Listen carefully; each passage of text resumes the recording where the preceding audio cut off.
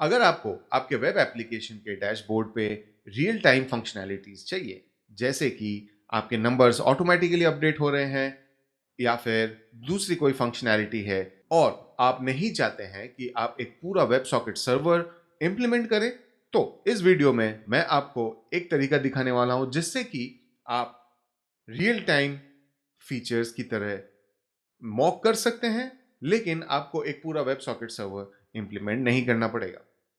जैसे कि अगर आप देखें मेरे इस पेज पे ऑर्डर के नंबर्स हैं, 44 ऑर्डर्स यहाँ पे हैं और यहाँ पे हैं। और अब मैं अगर एक कमांड रन करूंगा तो मेरे नए ऑर्डर्स क्रिएट हुए और ये ऑटोमेटिकली 48 पे अपडेट हो गया। और यही चीज़ है जो मैं आपको इस वीडियो में दिखाने वाला हूं। तो चलिए देखते हैं। दोस्तों, मेरे चैनल में आपका स्वागत है और आज मैं आपको दिखाने वाला हूं किस तरीके से इनर्शिया जेएस के पोलिंग फीचर्स के थ्रू हम आप अपने वेब एप्लीकेशन में रियल टाइम कैपेबिलिटीज ला सकते हैं बिना एक सॉकेट सर्वर इंप्लीमेंट किए।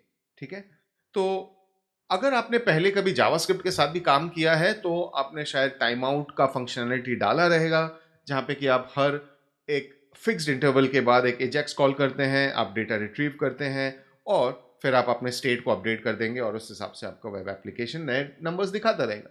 करेक्ट, बट इसमें काफी सारे कॉम्प्लेक्सिटीज हैं, जैसे कि आपको ये इंश्योर करना पड़ेगा कि आप थ्रॉटलिंग कर रहे हैं, आपको उस इवेंट का लिसनर जो है उसको वापस से रिमूव करना पड़ेगा जब आप एक पेज से दूसरे पेज में जा रहे हैं।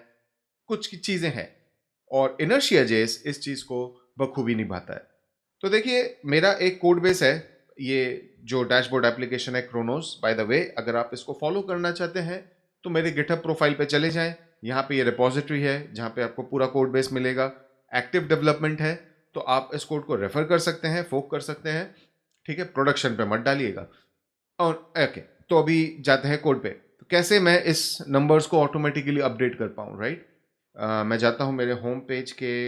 मुझे पहले मेरा कोड रिसेट करना, ठीक है, क्योंकि डेमो के लिए मैंने वो चेंजेस करके रखे थे। ज़्यादा बड़ा कोड नहीं है। तो देखिए, इस पेज पे मैं ये तीन मेरे बॉक्सेस हैं, top total products, total orders, total customers. और मैं चाहता हूं कि ये जो ऑर्डर का नंबर है ये ऑटोमेटिकली अपडेट हो। तो ये मेरा सेकेंड कार्ड है जहां पे मैं प्रॉप्स डॉट ऑर्डर काउंट करके ले रहा हूं। और अब अगर आप देखें, ये प्रॉप जो है ये मैं यूज पेज से ले रहा हूं। ठीक है, ये मिस्टेक मैंने जानबूझ के डाला है क्योंकि मुझे आपको दिखाना था कि यूज पोल में एक लिमिटेशन, या फिर यूज पोल अगर आपको यूज करना है तो एक तरीके से यूज करना पड़ेगा। तो ये मेरा एक कार्ड है और दूसरा कार्ड है ये प्रॉप डॉट ऑर्डर काउंट। ये कैसे आ रहे हैं डेटा?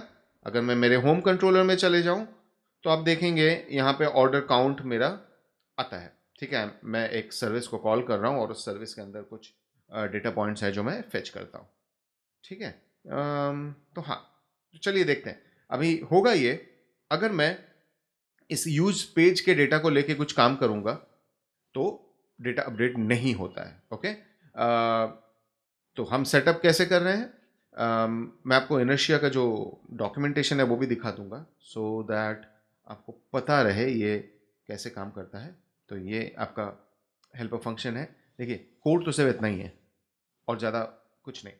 सो मैंने क्या किया, इनर्शिया जेएस v3 से ये यूज पोल फंक्शन को मैंने लिया और यहाँ पे मैं एक इंटरवल सेट करता हूँ। बी इंटरवल के बाद ये पेज अपने सारे डेटा फेच करेगा। ठीक है, तो इसके वजह से क्या होता है कि जो डिफाइन प्रॉप्स के अंदर मेरे डेटा पॉइंट्स हैं ये वापस इसे मिल जाएंगे एंड उसके वजह से मेरा ये कार्ड अपडेट हो जाएगा।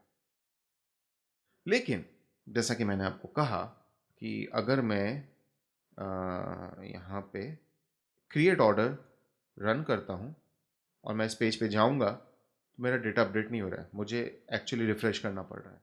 तो मेरा पोल फंक्शन काम नहीं कर रहा। उसका रीज़न है कि मैंने यहाँ पे अगर आप देखेंगे प्रॉप्स डॉट ऑर्डर काउंट करके लिया है। ओके, बट अगर मैं डिफाइन प्रॉप्स का जो डेटा पॉइंट है उसको डायरेक्टली ले लूँ जो कि यूज पेज से नहीं आ रहा है। ठीक है, ये किया, एक बार पेज रिफ्रेश कर देते हैं, नया कोड आ गया है और मैं वापस से कमांड रन करता हूँ। 53, एक बार वापस से करता हूँ 57। तो आप यहाँ पे देखेंगे मेरा नंबर ऑटोमेटिकली अपडेट हो रहा है, और ये पोलिंग फीचर अभी आपका प्रॉपरली काम कर रहा है ना। तो इसमें से हमें ये पता चलता है कि जो प्रॉप्स है वो प्रॉप्स हमें यूज करना पड़ेगा, मैं किसी दूसरी तरीके से करूंगा तो वो काम नहीं कर। ठीक है। अच्छा, दूसरा चीज है, आप इस पोल फीचर के स्टार्ट और स्टॉप को हुक कर सकते हैं और उस पर कुछ भी आपका फंक्शनैलिटी डाल सकते हैं, जैसे कि इन्होंने एग्जांपल में भी दिया है। अगर मैं यहां पे जाऊं और ये डाल दूं, so on start poll request started, on stop on finish poll request finished, यानी कि मैं अगर अभी यहाँ पे जाके मेरा कंसोल ओपन कर लूँ तो आप देखेंगे request started, request finished, request started again finished. कुछ एरर्स हैं, उनको अगर आप इग्नोर करें थोड़ी देर के लिए तो आपको बाकी दिखेगा कि यहाँ पे ये कॉन्सोल्स आ रहे हैं, है ना। ना, जो नेक्स्ट बहुत इंपॉर्टेंट फीचर है वो है इस टाइम आउट को और इस पोल फीचर को कंट्रोल करना। तो देखिए, ये कांस्टेंट स्टार्ट स्टॉप ये डिस्ट्रक्चर किया हुआ है, तो मैं इस चीज को यहाँ पे रेप्लिकेट करता हूँ। ठीक है। एंड ऑटो स्टार्ट फॉल्स है। इसका मतलब क्या हुआ कि ये जो अभी रियल टाइम बिहेवियर था ये वापस से बंद हो गया। मेरा 57 है और अब यहाँ पे 57 ही रहेगा, मुझे अब रिफ्रेश करना पड़ रहा है। लेकिन अगर मैं ये जो दो बटन्स हैं, ठीक है, इनको अगर मेरे पेज में डाल दूं,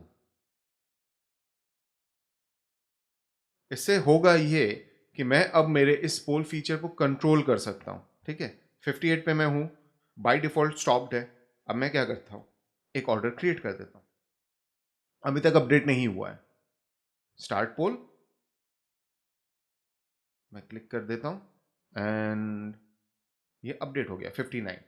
अब मैं वापस से एक बार अगर ऑर्डर क्रिएट करूंगा तो आप देखेंगे 59 से 63 पे चला गया ऑटोमेटिकली, क्योंकि पोल फीचर एनेबल्ड है। लेकिन अगर मैं इसको स्टॉप कर दूं, ठीक है, ये 63 पे है, मैं और एक ऑर्डर क्रिएट करता हूं, अपडेट नहीं हो रहा है, मुझे वापस से स्टार्ट पोलिंग पे क्लिक करना पड़ेगा और अब ये 64 पे ऑटोमेटिकली चला गया। ठीक है। तो ये एक बहुत ही इंपॉर्टेंट फीचर है जिसके थ्रू आप इस पोल फीचर के एक्सपीरियंस को कंट्रोल कर सकते हैं। आप चाहे तो यूजर को एक बटन दे सकते हैं कि जब मैं ऑटोमेटिक रीलोड चाहूं तो मैं उसे ऑन कर सकता हूं, बाय डिफॉल्ट वो स्टॉप्ड रहेगा, this kind of feature. And इसके अलावा एक और चीज़ है जो मैं आपको बताना चाहूँगा। मुझे पहले मेरे लॉग फाइल को क्लियर करना पड़ेगा। ठीक है, ये फाइल क्लियर है। अब मैं क्या करता हूँ, मेरा जो कंट्रोलर है उस पर लॉगर नाउ,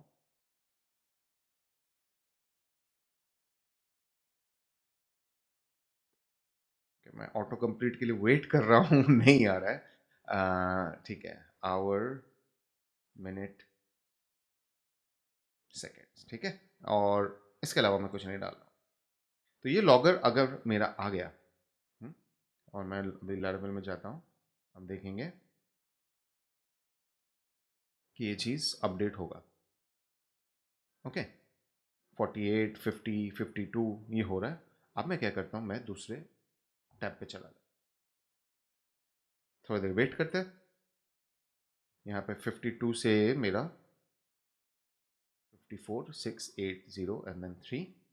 अब देखिए कुछ लॉग नहीं आ रहा। ओके, मैं वापस से एक दूसरे फाइल में जाता हूँ और ये बंद हो चुका। अब मैं इस टैब पे वापस जाता हूँ और आप देखेंगे ये लॉग्स वापस से आने शुरू हो गए। तो ये डिफरेंस क्यों आया, ये ऑटो कंप्लीट करने की कोशिश कर रहा है, ये मेरा को पायलट है, उसे ध्यान न दे। एस्केप। सो आप देखेंगे यहाँ पे एक 20 सेकेंड का गैप है ना। और उसका रीजन ये है कि जो पोल फीचर है ना, मैं इस लॉक को रिमूव कर देता हूँ, ठीक है। तो ये जो पोल फीचर है इसके डॉक्यूमेंटेशन को अगर आप पढ़ेंगे तो यहाँ पे हमें समझ में आ रहा है, by default the poll helper will throttle request by 90% when tab is in the background। तो इसका मतलब ये है कि अगर मेरा टैब फोकस में नहीं है तो ये जो बिहेवियर है इसको ये थ्रॉटलिंग कर देगा, मतलब इसको ये इसके फ्रीक्वेंसी को कम कर देगा बाई 90%। इसका मतलब ये है कि अगर आप 10 सेकंड में 10 बार पोल कर रहा है, राइट?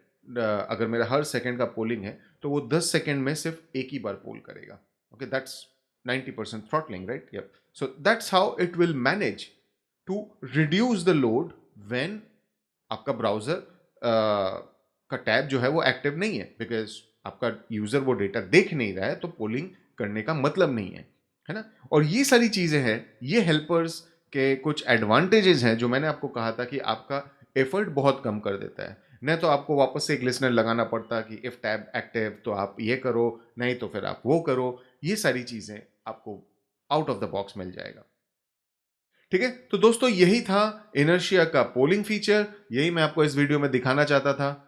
आशा करता हूं आपको ये फीचर अच्छा लगा और आपके दिमाग में ऑलरेडी चल रहा है कि भाई मैं ये फीचर कहां इंप्लीमेंट कर सकता हूं. अगर आपको ये अच्छा लगा तो मुझे कमेंट करके बताएं. अगर आपके कुछ यूज केसेस हैं जो आप मेरे साथ शेयर करना चाहते हैं, जरूर बताएं.